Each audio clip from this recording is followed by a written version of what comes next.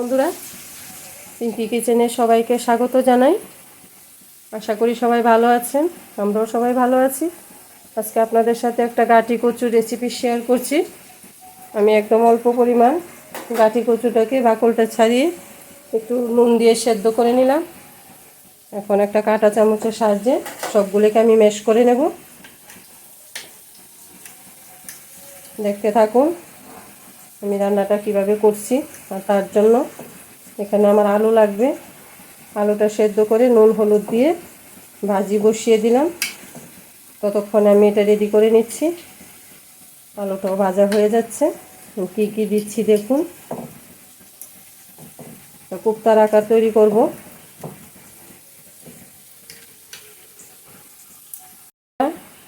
একে একে সব দিয়ে দিচ্ছি একটু নুন,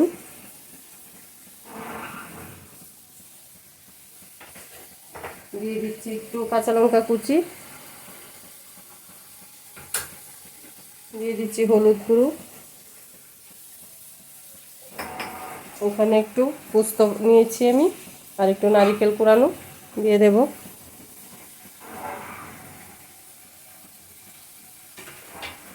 দিয়ে দিচ্ছি কর্নফ্লাওয়ার দুই চা চামচ,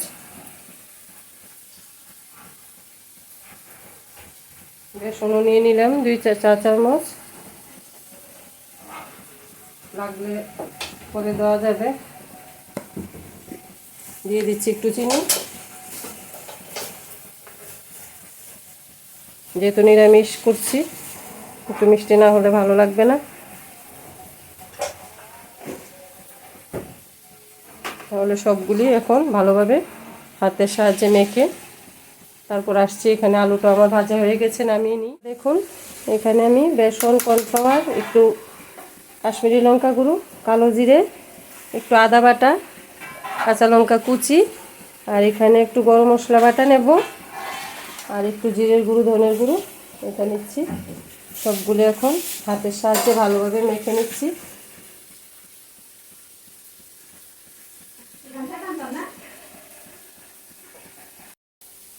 কড়াইতে তেল গরম বসিয়ে দিয়েছি, সবগুলি মেখে নিলাম।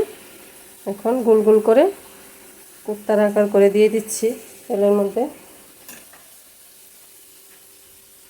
বন্ধুরা, কোপ্তাগুলি আমার গাঁটি কচুর কোপ্তাগুলি ভাজা হয়ে গেছে, নামিয়ে নিলাম। আর এখানে আলুগুলি ভেজে তুলে রাখলাম, কড়াইতে দিয়ে দিলাম আর একটু সরষের তেল, আর ফোড়নের জন্য তেজপাতা, গোটা এলাচ, দারচিনি, লং আর গোলমরিচ দিয়েছি।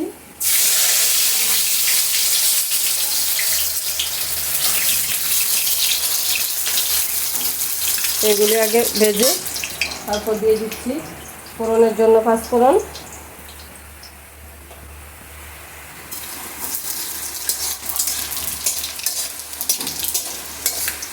আমি একটা মিডিয়াম সাইজের টমেটো কুচিয়ে নিলাম।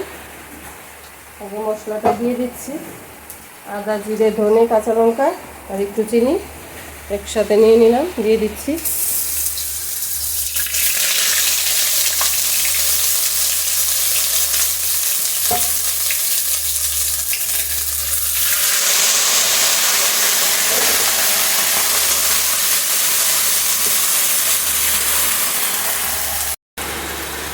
দিয়ে দিচ্ছি একটু কাশ্মীরি লঙ্কা গুঁড়ো আর হলুদ গুঁড়ো, নাড়াচাড়া করে নিচ্ছি। মশলাটা একটু কষানো হয়ে আসলে তারপর দিয়ে দেব টমেটোটা, কুচানো টমেটোটা দিয়ে দেবো একটু নুন, তাহলে টমেটোটা ভালোভাবে সেদ্ধ হয়ে যাবে একটু তাড়াতাড়ি।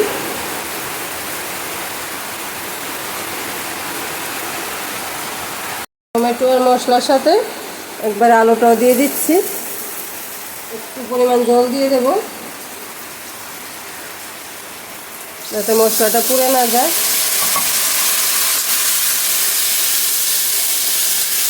কোপ্তাগুলি কিন্তু একদম নামানোর আগে জল দিয়ে, জলটা ফুটে আসলে একদম নামানোর আগে দিতে হবে, দিয়ে সঙ্গে সঙ্গে নামিয়ে নিতে হবে, নাহলে কিন্তু ভেঙে যাবে।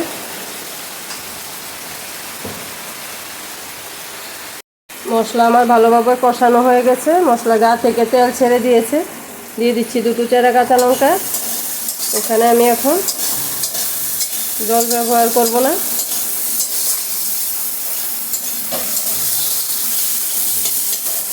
আমি এখানে দুধের মালাইটা নিয়ে রেখেছি, সম্পূর্ণ মালাইটা দিয়ে দেব।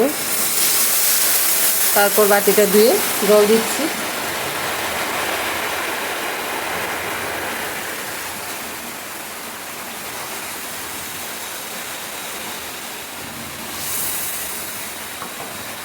জলের অনুপাতে নুনটা দেব।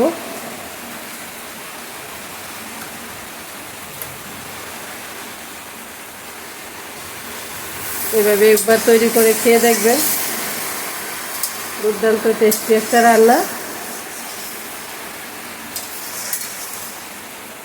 ঝোলটা ফুটে আসুক, তারপর দিয়ে দেব গরম মশলা বাটাটা।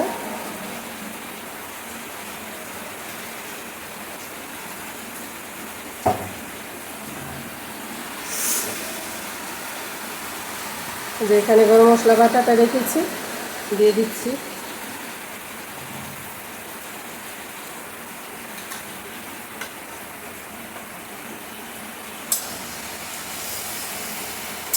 আলু আমার সেদ্ধ করাই আছে, আমার জলটা বেশি টানাতে লাগবে না। একটু বলক আসলেই কোপ্তাগুলি দিয়ে দেব। বন্ধুরা, গ্যাসের ফ্লেমটা কিন্তু বাড়ানোই থাকবে। যে ঝোলটা ফুটে এসেছে, এখন আমি কোপ্তাগুলি দিয়ে দিচ্ছি।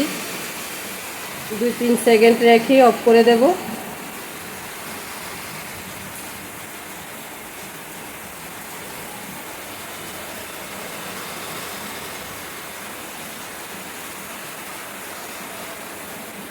রান্নাগুলি এইভাবে রান্না করে আমাকে যে কমেন্টে জানাবেন কীরকম খেতে লেগেছে।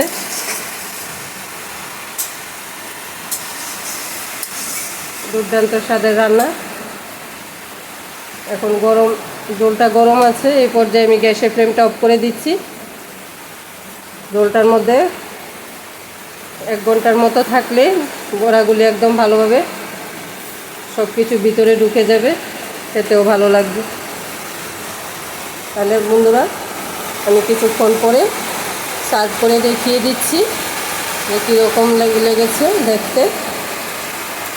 যদি ভালো লেগে থাকে বন্ধুরা, একটা লাইক, কমেন্ট আর শেয়ারের মাধ্যমে বুঝিয়ে দেবেন কীরকম লাগে আমার রান্নাগুলো।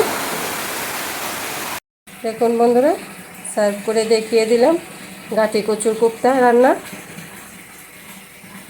কীরকম লাগলো কমেন্টে জানাবেন। আজকের ভিডিওটা এখানে শেষ করি। ধন্যবাদ সবাইকে। ভালো থাকবেন, সুস্থ থাকবেন। পরের কোনো সুন্দর রেসিপির সাথে আবার দেখা হচ্ছে।